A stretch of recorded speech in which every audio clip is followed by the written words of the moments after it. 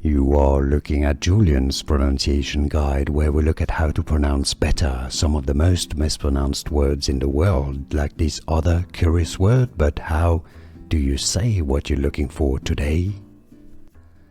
Let's learn once and for all how to pronounce those two words correctly in English, the correct pronunciations in British English and American English. The noun is pronounced as competency. Stress on the first syllable, competency.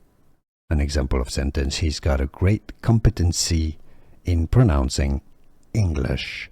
Competency. The bottom word is the adjective, pronounced as competent. Stress again on the first syllable, competent.